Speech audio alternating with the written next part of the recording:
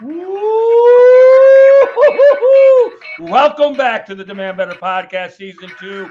We are your consumer's guide in the health, fitness, and wellness space. We are sponsored by Fit Care Physiotherapy and Wellness, where the emphasis is to focus on your fitness so you can avoid that healthcare space. My name's Corona, and I'm coming to you from the concrete jungle, New York City, and I am joined by my dancing co-host, Dr. Bo Babenko, who's in Erie, Colorado. What's up, big dogs? But excited to redo this one. Good to see you again. It's been a long time. For anyone who didn't catch it, we tried to record this episode 2 days ago, Saturday. It went bad. All sorts of technical difficulties. So we're doing it again. We think this is super important. And if anyone's done these episodes on the back end, you know that every time you do them, they get a little bit better, a little bit cleaner. So we're hoping to make it nice and clean for you. How are you doing today before we start? I'm feeling great, man. It's a beautiful day in the city. I'm ready to get this after my little turd that I dropped last week on Friday Saturday with all my technical issues. Well, let's get back after it, man. Today we're going to dive back into strength training and the importance of strength training. So let's start first with muscle is the organ of longevity. Take it away, Bo. Yeah, and I'm going to attribute this to Dr. Gabrielle Lyon, who's in New York City, a medical doctor. She just did a TED Talk about this concept. The benefits of strength training are just by far and away undoubted. Like, the science is so clear. Everyone says if you could put the benefits of exercise in a pill, everyone would take that. Whoever makes that would be, the richest person on earth. The benefits of strength training specifically, not just exercise, but strength training are improving. And you can run off a bunch of lists. My big ones is hormones, bone density, just building your work capacity, the difference between health span and lifespan. So we are tending to live longer these days, although that's also a whole nother side of the conversation. But the health span is how long can you function well? So how long can you get up and down the stairs? How long can you keep dancing to Daft Punk or what have you? So that capacity, the ability to hold on to that capacity is something that is vital, and comes from strength training. Talk about some of the other benefits, psychological. I mean, I'll let you run with that. Well, listen, the bone density issue is vitally important, first of all, because I deal with a lot of people who do a lot of cardio, and they're like, I don't understand how I got osteoporosis. I'm like, you need to strength train. That's how you prevent that disease.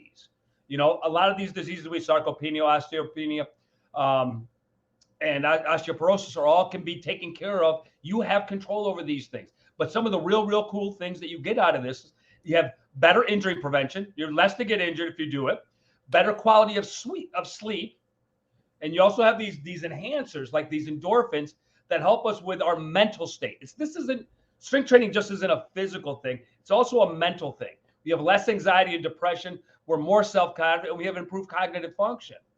But I said you have less chance to get injured if you're strength training appropriately. So we always have to remind y'all not to forget to see a doctor, Bo, and get a checkup and find out what's wrong with me. What do I need to work out so you can set a plan to go forward with the house that you are building. So you have that longevity piece. And it's vitally important that you do, and you do it to help counteract what you're doing daily so you feel great. Yeah, and that takes us to point 2, which is start today. I mean, we can keep talking about the benefits of strength training, I think, for years, for hours. We can link you to all sorts of resources. But starting today, the analogy I love to give here is the 401k. So for anyone who has any financial literacy, we probably can go into in depth on how saving for retirement is something, especially here in America, where the government, we cannot necessarily rely. There's Medicare, there's Medicaid, there's some certain government programs maybe we can rely on, but it's probably a good idea to start saving for yourself. We just had a kiddo. We're starting to save for his college fund. So putting money aside, understanding compounding interest, putting that money and being able to say, hey, this is going to collect 5% for the next 30 years. And saving for a rainy day, AKA when you turn 65, you don't want to have to work the rest of your life. We understand this, most people, from a financial perspective. And that's something that is also super deficient in our healthcare and our educational system. So that's a whole nother conversation there. But I have a bunch of great resources for that. There's I Will Teach You to Be Rich by Ramit Sethi. He has a podcast and a book, phenomenal resource for financial literacy. But anyway, the point is saving when you're 65. Let's say you want to save $1 million, right? You have to put aside whatever it is, $100 per paycheck, whatever the numbers are. We understand this concept, but we don't think about it physically. So I talk about a physical retirement plan. So I'm 39 right now. I am back squatting 250 pounds, 3 sets of 10, whatever the numbers come out to, so that when I am 79, 40 years from now, I'll still be able to run up and down stairs. I'll still be able to pick up my hopefully grandkids by then, so that, we can have that functional capacity. So that's the 401k concept. And it starts today. The sooner you start investing, the longer that money has time to grow, and the same as our bodies. We talked about the sarcopenia you brought up in the first point there. And that's the point is we're going to start losing money. We're going to start losing muscle as we age. That's a natural part of aging. So we really have to battle that. Yeah, no, listen, man, the first thing I can say to you, you wouldn't go out and start your 401k without getting some advice from someone who knows more than you do. So your most important asset's you. It's your body.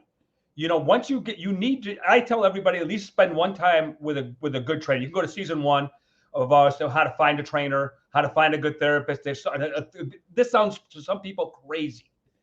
Go get a PT who's a good PT, and what you end up finding out is what deficiencies you have in your body, so you can actually build a solid foundation in this. But I can understand, since you and I are kind of like gym rats, I can understand one thing. To start today for some people isn't so easy. It's just not. They're intimidated. There's a competitive nature. You do CrossFit. A lot of people wouldn't do CrossFit just because of the competition nature that's within it. There's also the stereotyping of the people in the gym. A lot of women, I don't want to be bulky. I don't want to look like that CrossFit athlete. Well, you know why you don't look like that CrossFit? Because that CrossFit athlete's working out 6 hours a day. That's why that person looks that way. Lack of femininity, injury and risk, again, come up in this area. I am just saying to you, all those stigmas. My father used to have a saying all the time. He used to say, it's always easier when you know what you're doing. If you have a plan going into the gym, a lot of that stuff will be wiped away. And there's also other components within the gym. There's people you would never meet before, and there's other things that can help you, drive you, and motivate you while you're in the gym. My big thing is get your butt to a professional. Get an idea of what your body needs. Don't just guess because they're doing it on the app and the app works. Don't guess. Figure out what your body needs and work it, and you will age gracefully. Listen, Bo, a lot of my buddies, I got a lot of guys in their 50s, man. I got an old teammate, who's overweight. I have a buddy of mine at 54 who just had a stroke. Listen, take care and invest today in you. So we're not telling you nothing's going to happen, but we're telling you lowering the odds. And that's what we're here to do. We're here to convey information to y'all so you can lower your odds and live a great life and be able to get on the floor with your grandkids and your kids and have a time of your life. But before I keep going on, let's go to number 3. Well, there's 2 things I want to finish with that thought. One, we talked about it last time, is the heaviest weight in the gym is the front door. So we both love to say that. So I wanted to make sure that I got in this one. So once you guys can lift that front door, push that front door open, the world opens up. And to the 401k concept, David just talked about it, is again, if you invest $1,000 up front, just like I just put $1,000 in our kids' college fund. So 18 years from now, hopefully, or whatever the numbers work out, dude, like that's worth a lot more, and it can build a lot more. That $1,000, and that's just a random number I'm just kind of throwing out there. But in terms of an assessment, putting a plan together, putting a long-term plan together with Dr. Bo, with David Corona, with whoever that you trust and can show you what that looks like.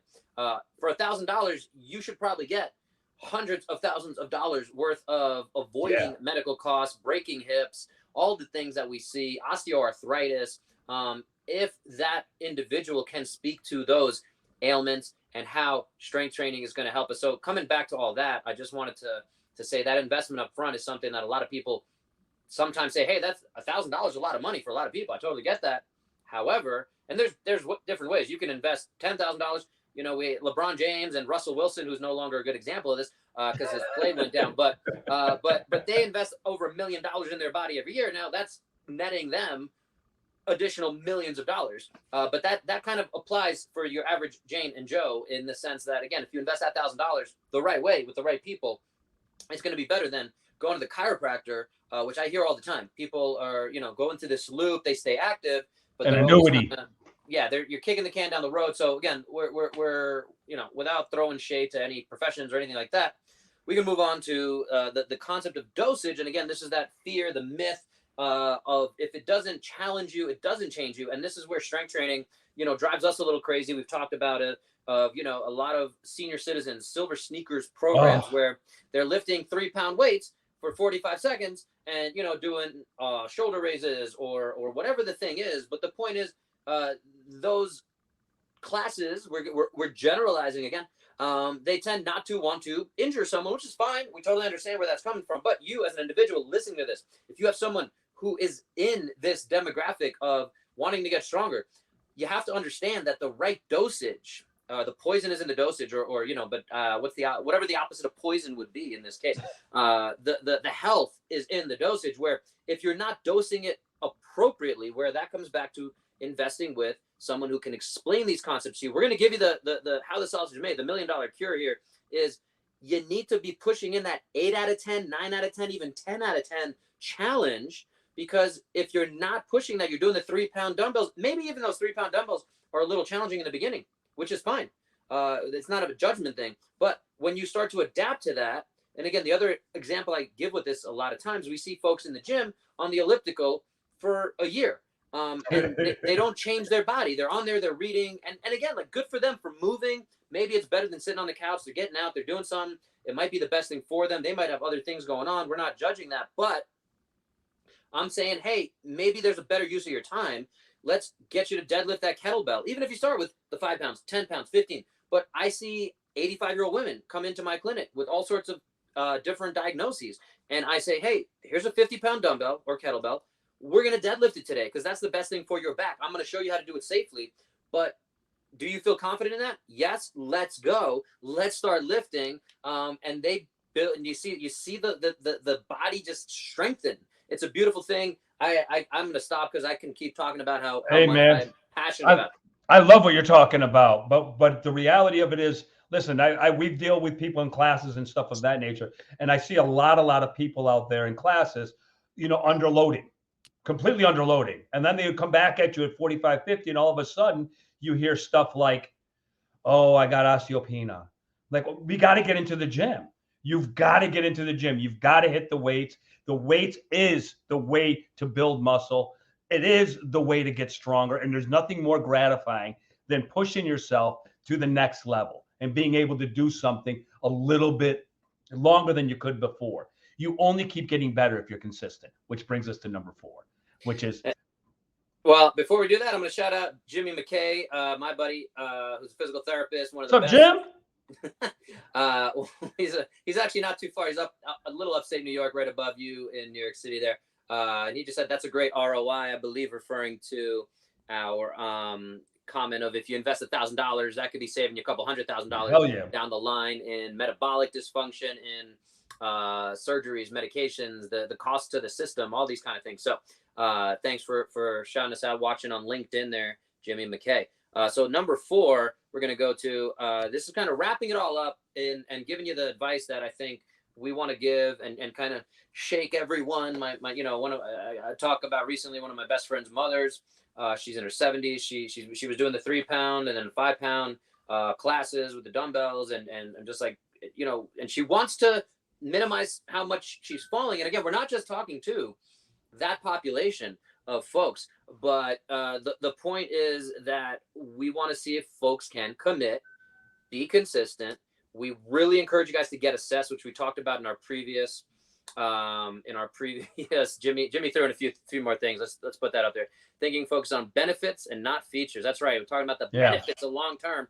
Invest that $1,000, save $100,000 and feel better, demand better. That's right. That's why we named it this. And our friend Jerry Durham physical therapist, is also likes to talk about the process, the patient process. He talks specifically about front desk success and making sure we lay out a client coming in to see Corona, a patient coming in to see me, and then what does that life cycle look like? So it is that, okay, it's going to cost you $1,000 for this time. I'm going to let you go out and do your own thing. If you need to come back to me, you get some aches and pains, we can troubleshoot that, and it might cost you another $100, $200, whatever it is. But again, avoiding and keeping an eye on, let's avoid cancers. Let's avoid getting a scam call there. Sorry, I seem to get about 30 of those a day. So yeah, the idea there, to finish that thought, is to keep looking at that long-term investment. The features is not what we're looking at. We're looking at the benefits. That is the last point that I want to talk about, though, is find joy in the process. And that's something that is very hard for folks, I think, to see. And that's the whole concept of like the fear of going to do CrossFit or getting in the gym. And it's sometimes nicer to just be in this class where you're lifting the 3-pound dumbbells. You're not getting necessarily, you might be enjoying that feature of the social environment, having somebody kind of guide you through, but they're not guiding you with the best of, not, I don't want to talk about intentions, but they're not guiding you with the best of overall care and individualization, where my friend's mother, who's 72, needs to be lifting heavier things. If she's not lifting anything above 20 pounds, 30 pounds, 40 pounds, she continues to decrease her ability to balance, and therefore she's more likely to fall. David talks about it. I'll let you talk about how do you treat your mother, David? Oh, I treat my mother very hard. You know, listen, you lose function when you don't use it. When you don't use it, you lose the damn function. And my mother's a 92-year-old woman who's physically fine. She's on no medication. Very hard to hear of that they're not. My mother's active. I'm going to put two things together with dosage and be consistent. And I'm going to bring you to one of my clients who was up for a hip replacement. And the message was I'm the only person with a landline on the face of the earth. So, but the message was you need to start lifting. We started lifting. He couldn't lift his leg. He's now leg pressing 250 pounds. Guess what? He has no more hip pain. He looks great. And I'm just saying to you, if you really, really want to push yourself, listen, first of all, if you go to the gym, you're there for a reason. Don't waste your time. Go in there and listen, nobody's ever walked out and said, I'm never doing it again. That was the worst experience of my life. You walk out 9 times out of 10 saying, that was awesome. I feel so much better. Let me go into my day and do what I need to do. And I just think we lose sight of that with being consistent, because some of the best workouts I have after the first 8 minutes of being in the gym and trying to get the hell out and saying, I don't want to be here today. By the time I'm another 40 minutes in, I'm having the time of my life and I'm killing it. And I know that I'm going to be better because of that workout. So get your butt into the gym and really, really push yourself so that you can progress forward. Don't go to the gym just for the effect of going to the gym. Go to the gym and get something out of it. That's what's most important.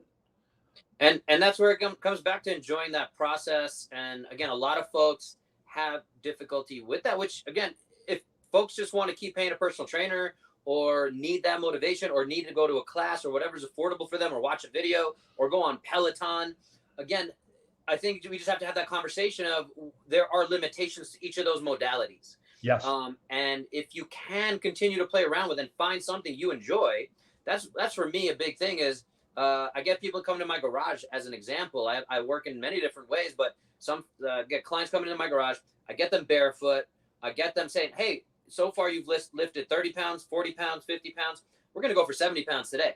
And they start to enjoy that process. And you get into the patterns of like, my brain wants to accomplish that. And I think there is this natural human nature to wanting that. So again, I think we can talk about all of these experiences, and we got hashtag Mom Beast Mode from Jimmy, who was I wanted to talk to you about him, David, because he is a science communicator, and I think it's one of the biggest things. And he's one of my my favorite people in the industry, Jimmy. So appreciate you being out there and Jimmy, thanks for listening, diving with us. And again, that concept of science communicator, that's what we're trying to do. We're trying to take the concept of science, boil it down, share it with you guys so that we can make it actionable steps. Again, the benefits long-term of exercise, back to our first point, are just so far and away. It's agreed upon. Every doctor says it. Hey, you need to exercise more. but the hard part is what is the right exercise. That's where, again, we come in here. We're going to keep giving you guys this value, hopefully. And Jimmy is another person you should go check out. PT Pintcast. I love his theme, and I've been on his episodes as well of, the best conversations are had over a good pint. So Physical Therapy Pintcast. Jimmy, that's nice. That's nice, Jimmy. And this is turning into a Jimmy McKay kind of shared podcast, but this is one of my favorite quotes of his. Science isn't finished until it's understood. So, and that's his quote, me, for him. So another great quote there. So, David, you want to wrap this up with our 4 main points? Well, the 4 main takeaways were, number 1, muscle is the organ of longevity. You need to build muscle.